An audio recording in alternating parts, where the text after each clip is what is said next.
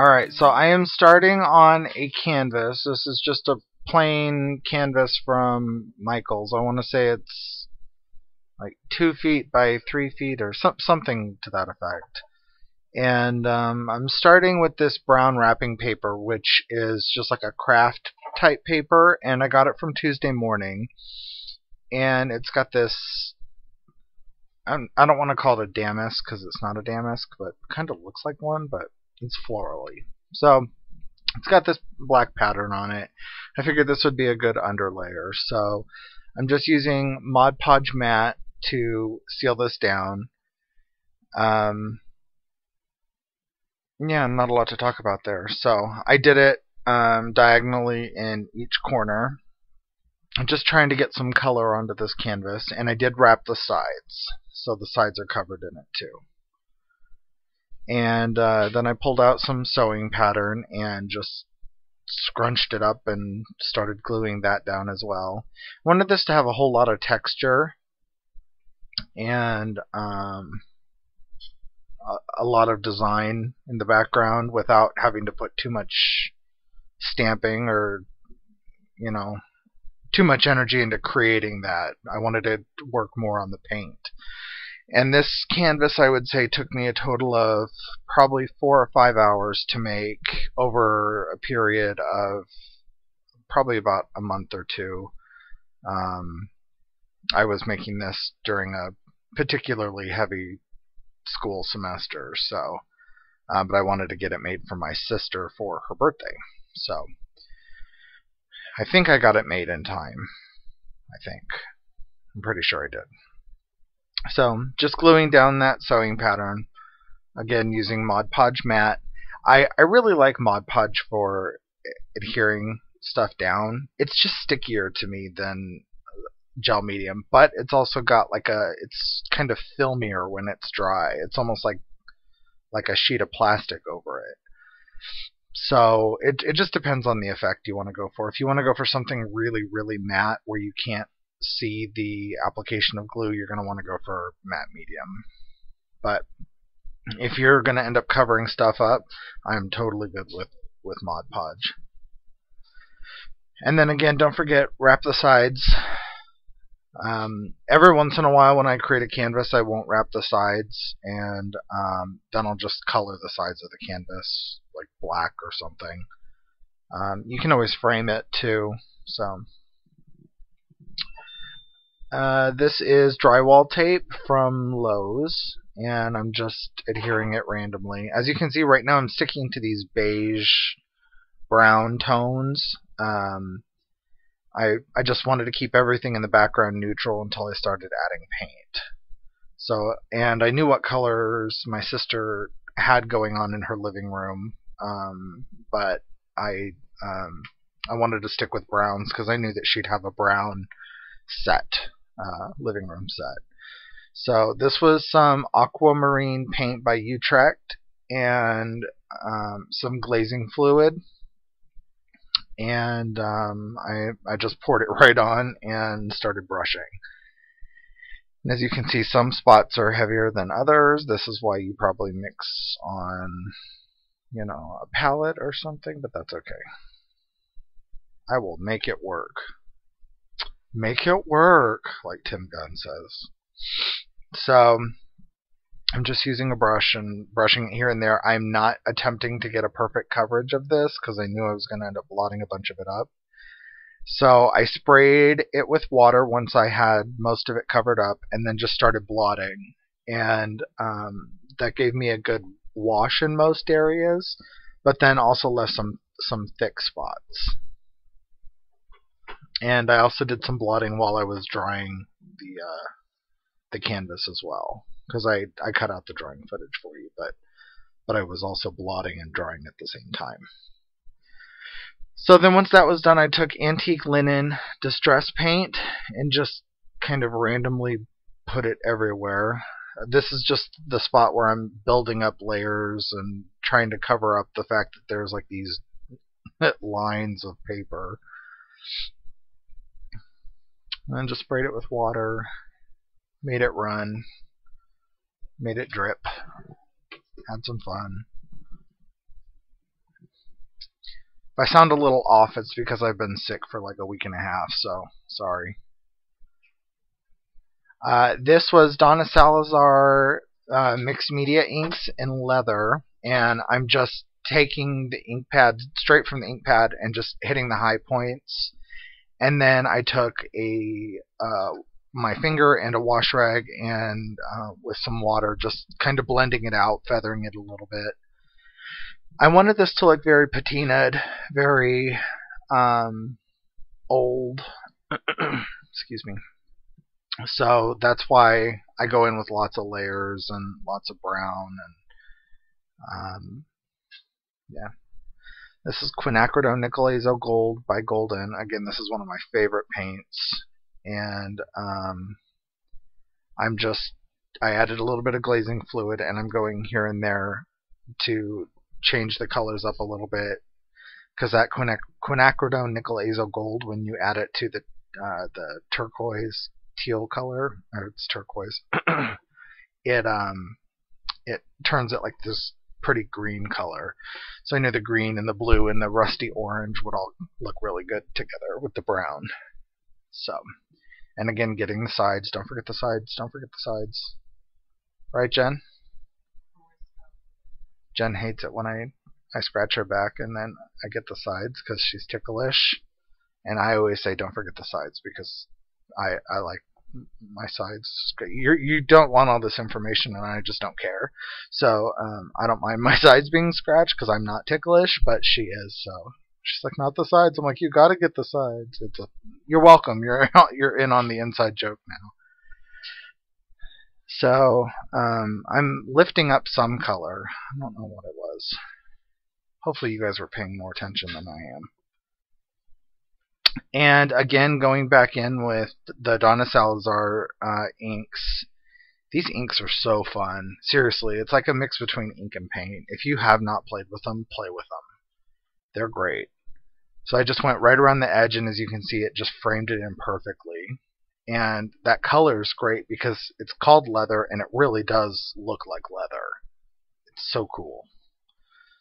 So I just used some fabric or a washcloth to blend it. This is a piece of watercolor paper, and I used some masking tape to tape it down, and then doused it with water. And I don't know why my camera is going crazy. I think it's because it's just white. There's nothing to focus on.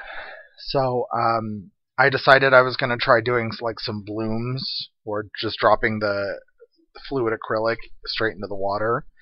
And it's not watercolor, so it's not made to do that. So I got a little bit of that effect that I was wanting, but so I just ended up using a brush and brushing it out.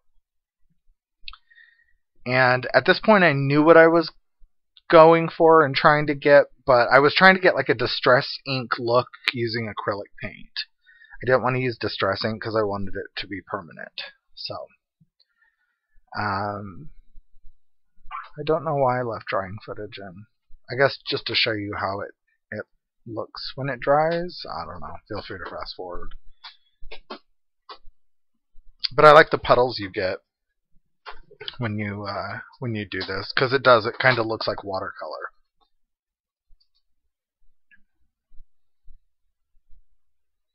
And then look, you take the tape off and it really does look like watercolor. It's cool.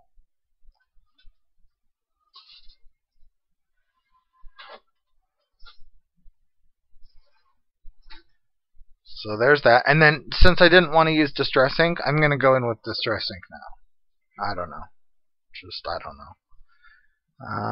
Gathered Twigs, Walnut Stain, one of those browns. So this is more of that Utrecht aquamarine paint, and I'm just using a palette knife, and I'm just hitting some of the high areas, trying to pull out that blue color again, because you can see the difference that the Quinacridone Nickel Azo Gold made. It really turned that blue paint into almost a green. And so I wanted to pull that blue back through. So that's what I'm doing here. I love that Quinacridone Nickel Azo Gold. It's one of my favorites. It's like rust. Rust in a bottle.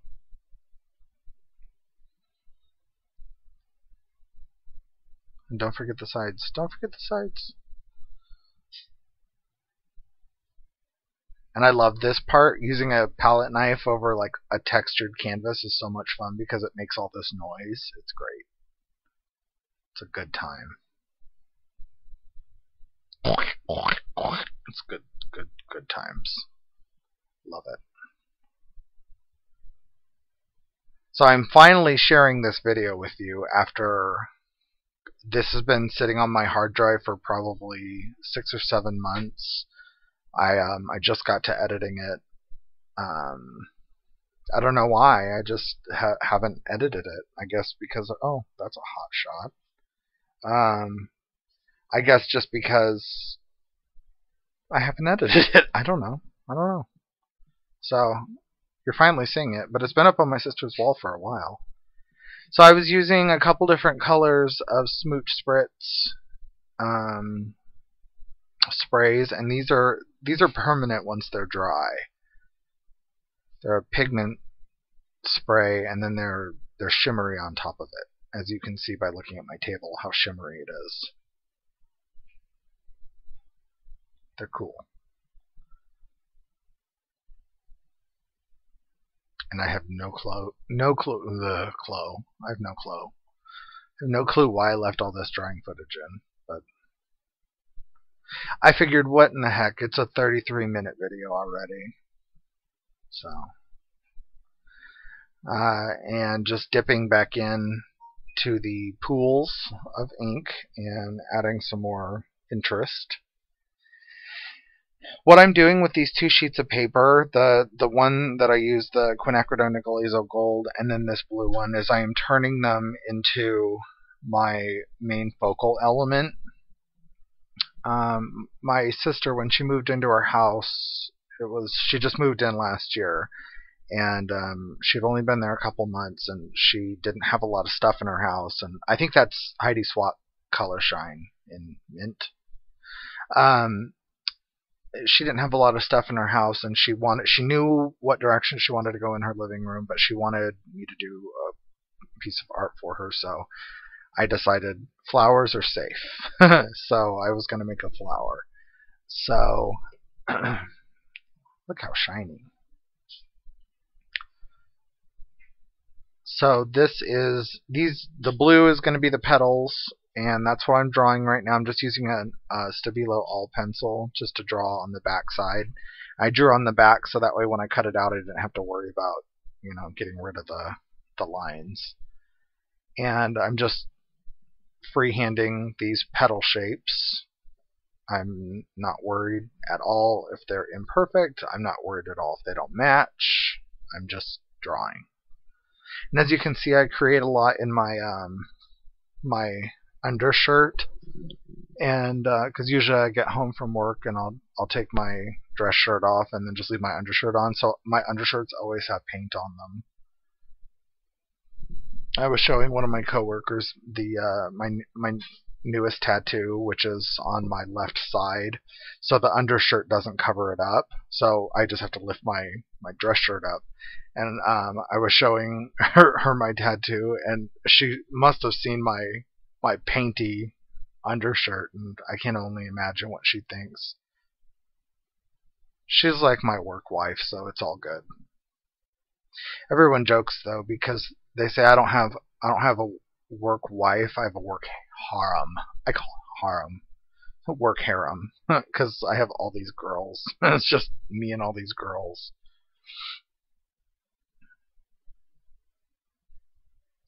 So let's see. So I'm using my white Stabilo pencil. I don't like this white pencil very much. I love the black one. The black one's incredible. The white one, not so much. But I was just using it to define the middle of these petals. Excuse me. And then I wanted to darken the edges a little bit, so I grabbed my pumice stone distress ink, and I don't think I end up finishing with that. No, I think I went with, archival ink. So I grabbed my archival ink in jet black and started going around the edges to darken that up a little bit. Now I could have gone with sepia, but I wanted these to really pop against the background, so I didn't want that blendy effect. I wanted it to pop, so I knew black would pop against the brown a little bit more. And I end up folding these. I think you saw me do it a little bit just a minute ago. I end up folding them along the middle to give them some dimension. And essentially I'm just creasing them a little bit toward me, kind of like closing a book. Yeah, like that. See? I was getting ahead of myself. So I wanted this to be really super dimensional. Like when I was thinking, I knew what aesthetic she wanted to go for. It was kind of that metal artwork that you see everywhere that has like all the dimensional like floral pieces and like everything that like jumps off the wall. So I wanted this to have that similar look without it being metal. So that's why I went with the metallic sprays, and this is on watercolor paper, so it's really thick and sturdy. And that's why I folded it dimensionally, so that way it would really pop out. And I'm just using some hot glue just to keep the petals together and in place. And this ends up turning into what looks like almost like a lotus flower. And see why I didn't care if the petals were different sizes? They could go in the back, it's all good. I ended up cutting one, and then I ended up using it one petal twice. See, that was like half of one. The other half is over there. You'll never know. Only you and I know. It's our little secret. Shh.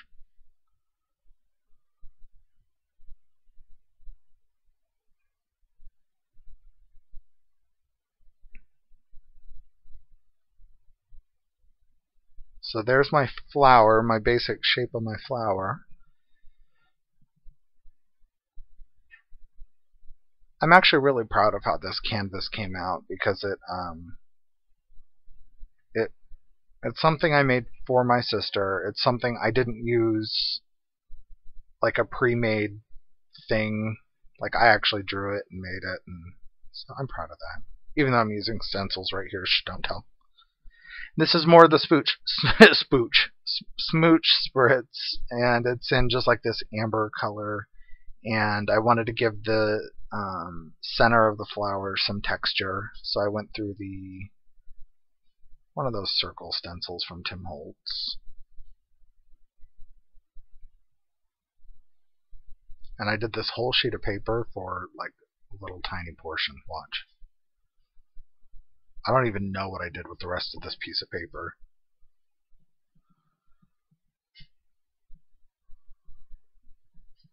Look, that's it. That's what I did that whole piece of paper for. I don't know. I'm telling you, I hope I have that piece of paper somewhere. So then I just cut a semicircle from it, and I am hot gluing it onto the flower. I wanted the center to be orange so that it would tie in with the quinacridone nickel azo gold in the background. Since it is made out of quinacridone nickel azo gold, it better go. So now I'm just using some burnt sienna. I think it's burnt sienna. Might be raw. I think it's burnt sienna. Golden fluid acrylic, and I just used a brush and just painted a line straight across the canvas. And I start kind of feathering it out. But I wanted this to have like a ground for the flower, so it wasn't just floating in the middle of the canvas. And I was gonna color block this and do like some random like rectangles and squares, and then I was like, no, I don't really feel like color blocking, so use the rest of that paint just to do some spattering. Like looking back at this, I'm like, no, use your favorite spatter tool. I didn't have a favorite spatter tool back then. Like I have a spatter tool and I have my favorite spatter brush, which if you're ever going to use a brush for spattering, a fan brush is the best one for it, FYI. So I'm just gluing that flower in place.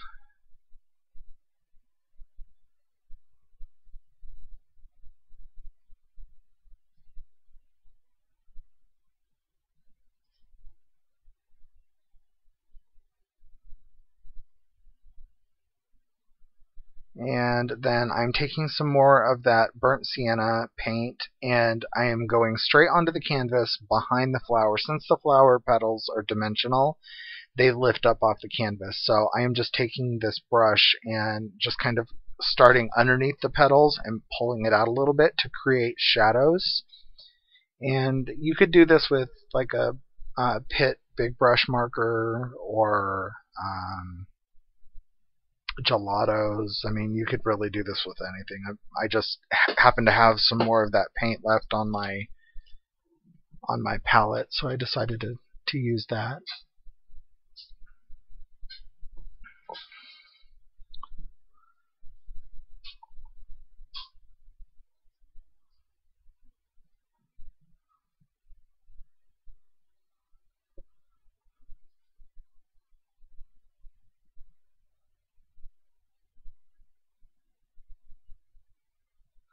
Trying to think if there's something else I can tell you guys, because I know I'm being really boring today. I'm sorry, I'm on lots of meds because I've been so freaking sick. Anything I can tell you? Let's see. Nothing you probably won't see on my vlog. I'm probably going to be behind on my vlog this week. It's probably going to be upload sometime next week. So you guys will see this video on Sunday, which will be Easter. Happy Easter, April 5th. And you probably won't see my vlog until the middle of next week, if not the following week. I don't know. Maybe I'll do my vlog bi-weekly. No, bi-monthly. That's it. I don't know. I might do it weekly. It's been a long week and I've been really sick, so I went home sick on Wednesday and I slept for about 5 hours, which is not me, and then fell back asleep at 9, so that's just crazy for me. This is the Artist Big Brush pen by Faber-Castell, the Pitt pen. It's in a blue color. It'll be in my on my supply list on my website, and I'm just using it to help make those edges even a little bit darker. And then I'm doing the same thing with an orange color on this center part, and then I even go in with a little bit of brown just to deepen up that shade a little bit. And look how pretty that made it.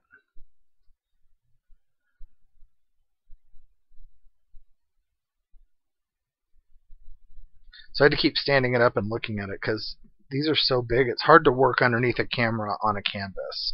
That's why a lot of times you won't see me work on canvases, because I either have to move my camera over to my easel or I have to figure out how to work on it while it's laying down on my desk, which is hard because there's not enough room. So, yeah. So this is triple thick, which is a substance of some sort. It's like a glaze. It's like glossy accents, but it's in a big old bottle and it's cheaper. And it's by Plaid or Americana or DecoArt or one of those people. And it's just like glossy accents. It gets really thick and it glazes whatever it is you put on it. So I used triple thick. I think I did 2 layers. Maybe I only did 1 because it's so thick. It's triple thick. So I did that on this flower because, again, I had that whole metal art that's very, in right now. I had that in my head as an inspiration because I had a feeling she'd have more of that in her house. So, and she does, by the way. So I was like, yeah, let's try to give this some more dimension, some more something. So I let that dry. That takes quite a few hours. That's something I would do and then just walk away from it. I would not touch that with the heat gun. I would just let it sit. So then I use some archival ink and a script stamp. I'm just adding some more layers. This is a very subtle layer. You're not going to notice it from afar. You're not going to really see it, but it does darken up that blue just ever so slightly.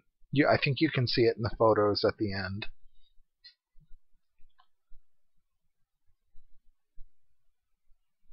Slow it down. See, it's there. It's just subtle, which is okay, especially for me because I'm very heavy-handed, so subtle is okay. So I'm going back in with my Artist Big Brush pens. These are the brown ones.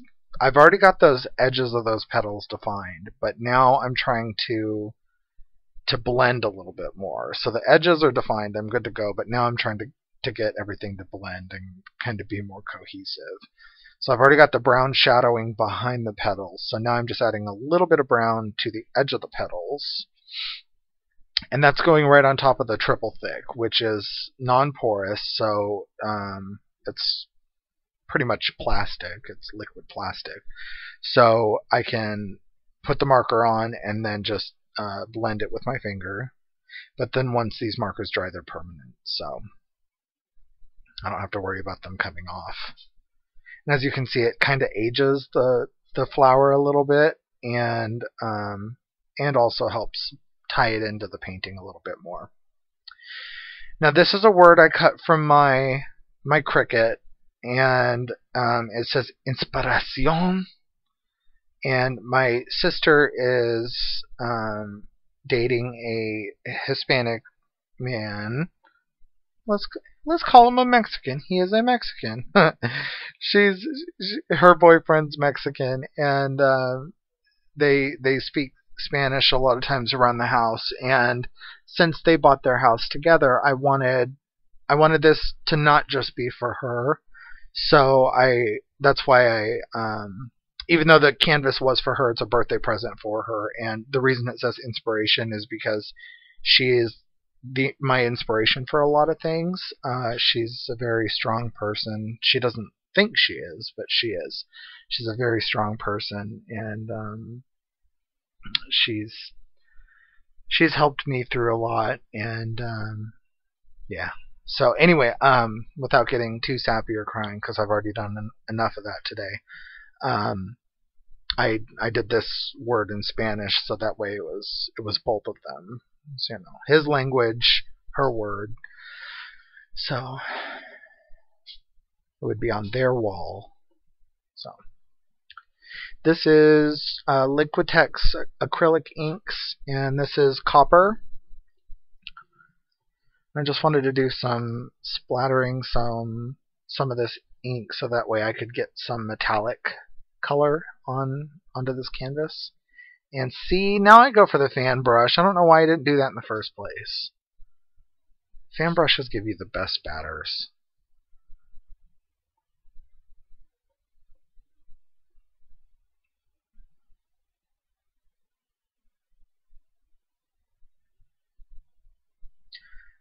And then decided to wipe up the rest on an index card. So then I used some Fabri-Tac and hot glue. I used a combination of the two. I like the two of those together to glue down this word, and it ends up breaking on me because it's so thin in spots. But it's okay. I made it work.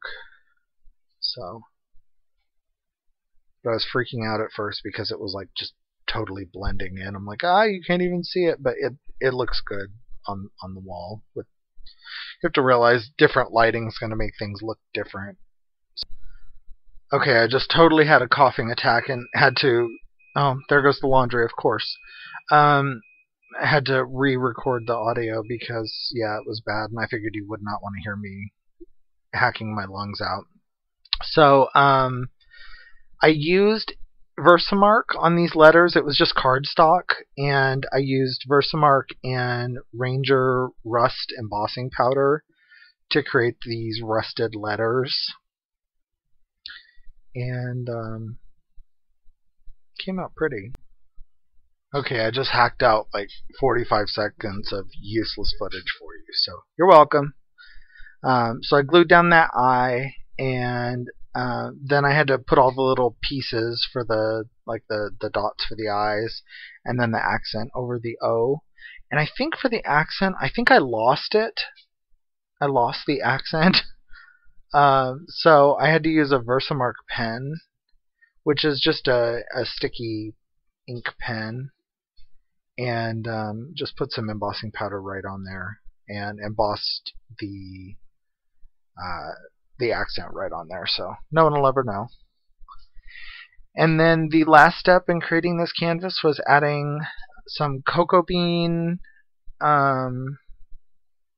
what kind of brilliance, ink pad ink onto a stamp, which I think is by Hero Arts, and just to create some swirls, and again just a little bit more of a subtle background texture. But this is a shiny ink, but it's very subtle, so it's not going to go crazy, but it will add some background. So there is the canvas. She is my inspiration. So this is hanging on her wall. I had to call her and see if she was awake this morning so I could go take pictures, because I couldn't find my pictures. It had been that long. So all of the texture looks great. I'm really happy with it. You can see the swirls in some of these shots. You can see the text stamp and the splatters, and there's that rust against the brown. It looks really cool. So I'm happy with how it came out, and I think she's happy with how it came out too. So and I think in the last shot I'll show you, she's got some metal stuff next to it on the wall. There it is at an angle. And there's the metal. Told ya. So if you enjoyed it, talk to y'all later. Bye.